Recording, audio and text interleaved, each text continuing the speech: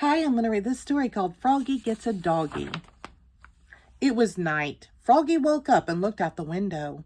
The moon, sang Froggy. It looks like the tail of a happy doggy. Froggy knew what he wanted more than anything in the world. A dog. Froggy, called his mother the next morning. What? Time to get up, dear. We're going to the animal shelter. Yippee! Froggy hopped out of bed and got dressed. Zip, zoop, zap. Zat, zat, zat. Then flopped to the kitchen. Flop, flop, flop. I think we'll get a bunny, said Mom. I don't want a bunny, cried Froggy. I want a doggy. But you can't have a dog, dear. Dogs are too messy. I'll clean up after it, said Froggy. And he ate his bowl of cereal and flies, munch, crunch, munch, and left quite a mess. Polly Waglina started smacking the table with her spoon, singing, "Doggy, doggy," and Froggy joined in, "Doggy, doggy." "Quiet," said Mom, "or no pet at all." At the animal shelter, Froggy went bananas. "Froggy," called his mom. "What?" "Stay here, stay near, and don't stick your hand in a cage." Froggy flopped back, flop, flop, flop. "Look at the bunny," said Mom. "Isn't she cute?" "Doggy, doggy," sang Polly. And Froggy joined in. "Doggy, doggy." "Quiet," said Mom, "or no pet at all." "Now what about this darling baby gator?" said Mom. "No," said Froggy and Polly. "Or these mice? Mice are nice."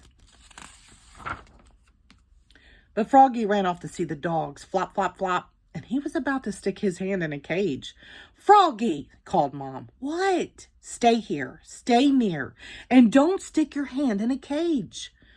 But when Mom got to Froggy, the cutest little doggy in the world had stuck her nose out of the cage and was licking Froggy's hand. Slurp, slurp, slurp. "Please, Mom," said Froggy, "just look at her eyes." Mom looked. And the little doggy looked back, and her sweet chocolate brown eyes melted Mom's heart.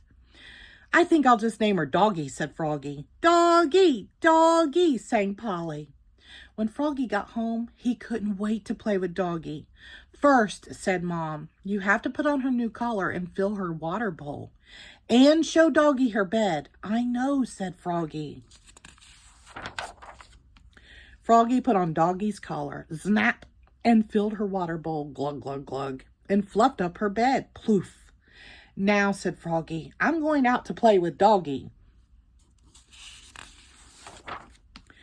"First," said Mom, "you have to put on her leash and take her for a walk and teach her to come and sit and wait." "I know," said Froggy. "And," said Mom, "don't forget to take your pooper scooper with you and clean up after her." So Froggy put on Doggy's leash, snap, and took her for a walk, sniff, sniff, sniff. And when they got back, he tried to teach her to sit up and beg, roll over, and shake hands. Then along came Froglina. "Hi, Froggy." "What a cute little doggy." "And she's smart," said Froggy. "Watch her fetch the stick." "Fetch," said Froggy. But Doggy knocked over the badminton net and the bird bath and sprinted into the house. "Doggy," called Froggy. "Arf," said Doggy. "Wait, come, fetch the stick." But when Doggy raced back out, she had Mom's underwear instead. "Oops," cried Froggy, looking more red in the face than green. "Sit?" Froglina laughed and said, "Good doggy." That night, Froggy put Doggy into her bed, but Doggy wanted to sleep with Froggy, and she snored, snuffle, snuffle, wheeze, all night long. But just before the sun rose, Doggy licked Froggy's face, slurp, and scratched at the door, scritch, scritch, scritch. She had to go out bad. Mom held out a toy shovel and said, "Don't forget your pooper scooper, Froggy." "Pooper scooper," squealed Polly, and everybody laughed, even Doggy. "Arf, arf." The end. Thank you.